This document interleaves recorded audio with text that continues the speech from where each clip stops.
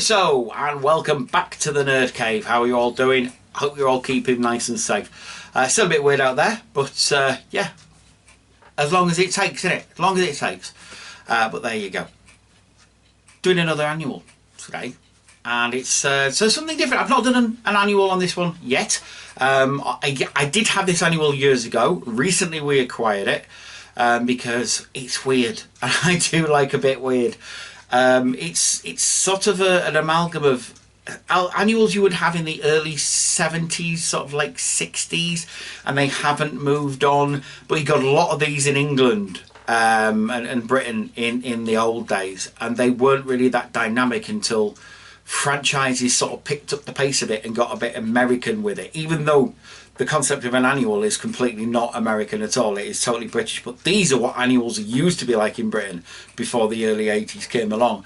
And it's the Doctor Who annual of 1979, starring the eponymous Tom Baker. If that's indeed how you use the word eponymous, I'm sure it isn't. But yeah,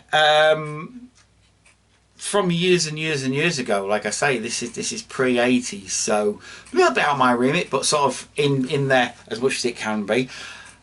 I hope you all enjoy it, because it's a bit of a weird experience, but we'll come back to that in a second. Until then, let's get on with it. Let's have a look at the Doctor Who annual of 1979. Let's go.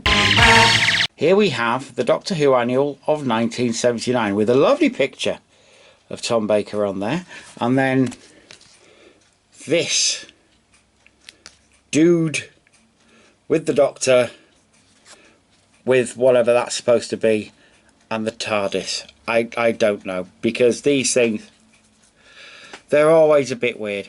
Now, you may think that's a lovely picture of Tom Baker. It isn't.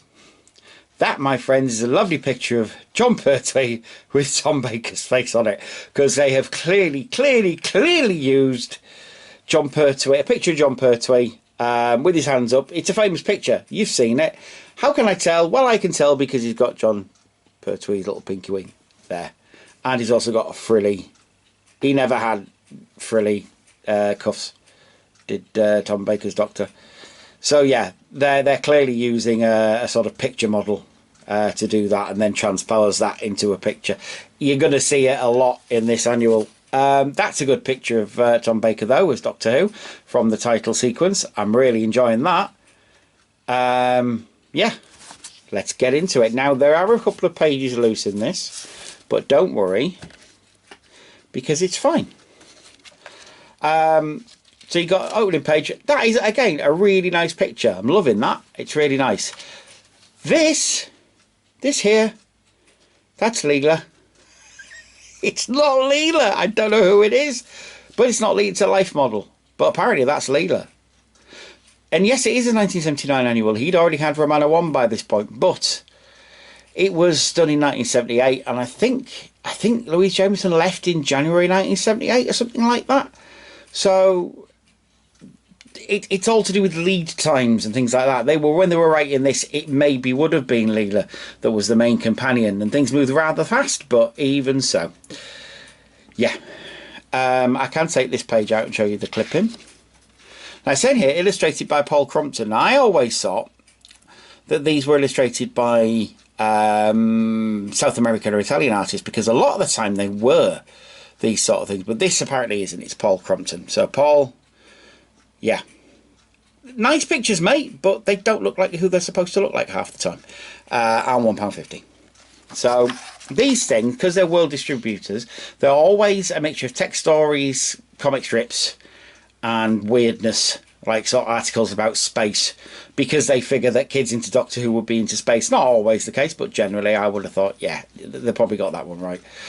So here you go. You got Famine on Planet X, and it's all about the Doctor and Leela landing on a planet, and you'll find out who lives on the planet. So it's a planet that's sort of desolate, and nobody lives on it, and it's horrible. And that's an interesting picture. If you can see that, there you go, angle it right. That's an interesting picture. Again, Doctor and Leela, although I would imagine that's more like Sarah Jane, I guess. Oh,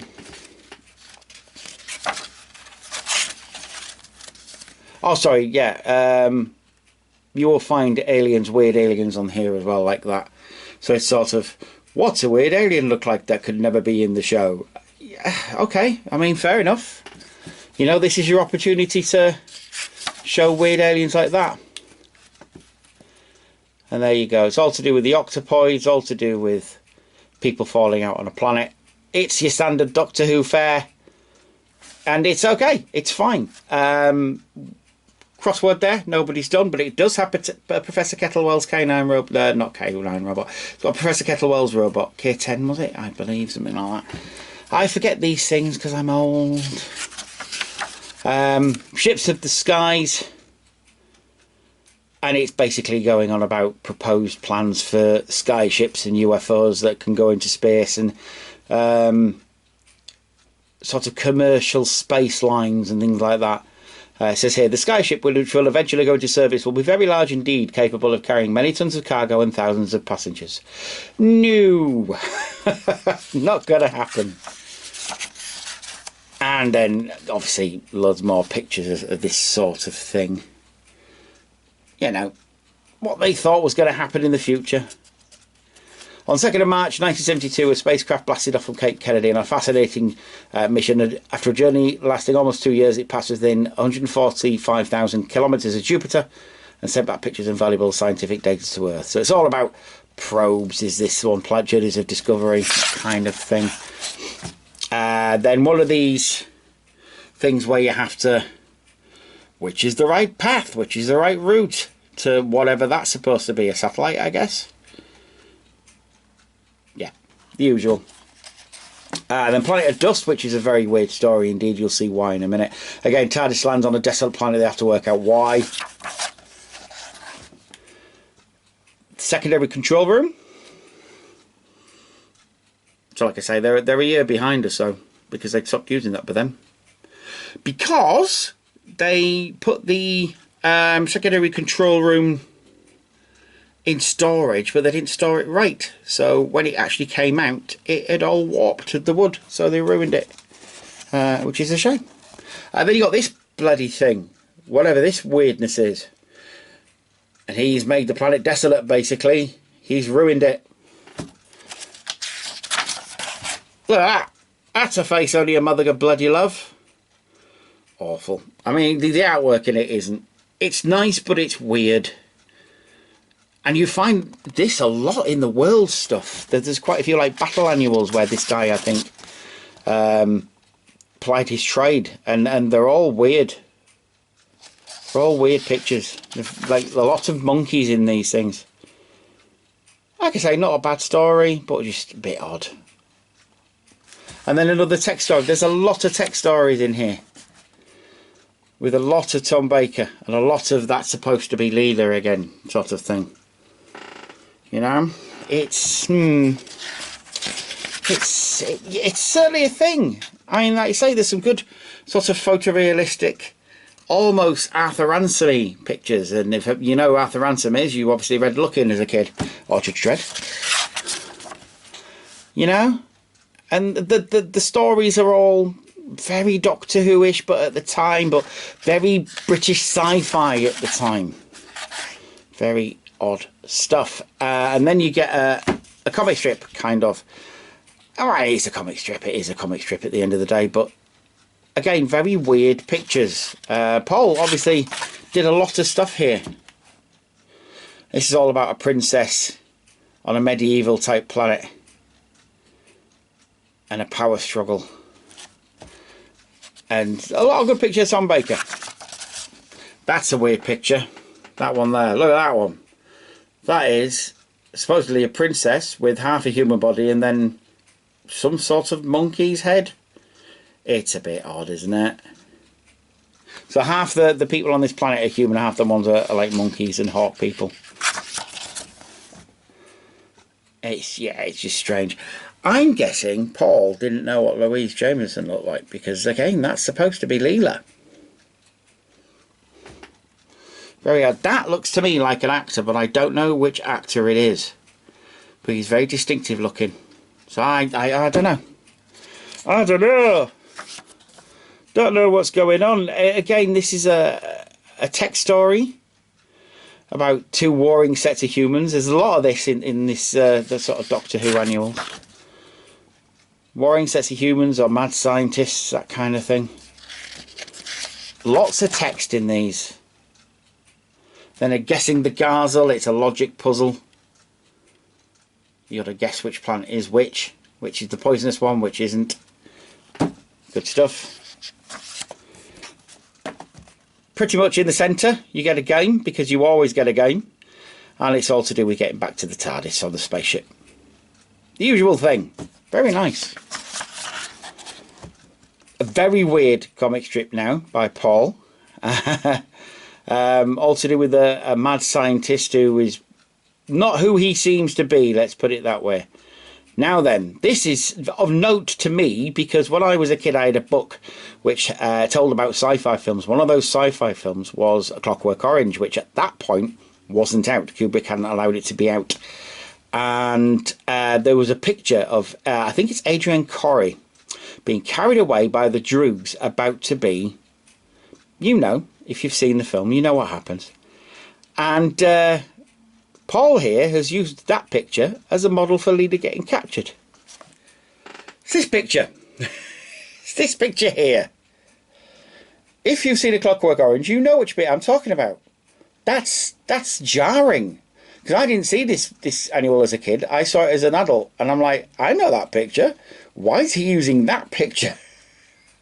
Very, yeah, jarring. But noteworthy, I find. Like I say, the art in it is great and quite visceral. That reminds me of Doomlord. If people know who Doomlord is from the old Eagle comic, that's what that reminds me of. But again, the artwork's great. It's just a bit weird. It's just a bit disjointed. And it's not what Doctor Who was even back then. It's just strange. Crocodiles from the Mist now. It's a great film, that. That is a great picture. Look, regardless of the problem I have with some of Paul's artwork being a bit odd, that's still a great picture of the Doctor outside the TARDIS there. And then various monsters. It's a story all about crocodiles and Doctor trying to save crocodiles because they all use telepathy, and yeah, great stuff. It's a weird one. Weird story. They're all weird stories. And that's quite a good picture as well. I really like that picture. Doctor looking forlornly at an island. But again, that's supposed to be the Doctor and Leela. Why could he not draw Louise Jameson right? It's odd, man. I don't get it. Ugh. Just draw him right. Anyway, last feature, and this actually comprises the back of the annual. Dressed for a walk. So it's how an astronaut dresses to go spacewalking. No one can walk in space without a spacesuit. The Doctor, of course, has to be the exception which proves the rule. And it's not a lie, because he did it in Force of Doomsday. He put on a space helmet and went outside for like more than a minute. And didn't die, which you totally would. Even Time Lords would. But there you go. And that's your lot. That's the annual. That's the whole thing. I mean, it's a lot of pages. Usually world distribution would end up not being a lot of pages. But these Doctor Who annuals, trust me, they don't get any better. They don't change. They keep the same basic format throughout the whole run that they have, as far as I'm aware. I need to see the Colin Baker one, which is 1984 or 5. I forget which one. But then they stopped doing them after that, and they started doing the Doctor Who yearbooks, which I don't have any, which I do need. One last thing I will point out. I love this. I love this. The BBC TV logo from sort of the late 70s, early 80s. Very evocative of my childhood, that is. But yeah, really good. You can pick it up on eBay for a song for like a few pence. It's not going to cost you much. because these people these animals, sorry, they just don't go. People don't seem to want them, and it's understandable. They're not brilliant. They're not the dynamic things you would expect them to be. They're a bit subdued and quiet, but I kind of like it because of that. Pick them up. They're worth a read, if nothing else, and it's nice to have Doctor Who stuff. But there you go. That's me for today. I will be back again very soon, though, with something else. Probably a figure, in fact, a couple of figures, possibly, if you're lucky. But until next time, please do take care of yourselves, take care of each other, stay indoors, wash your hands, please don't drink bleach, and we'll see you next time. Bye-bye for now.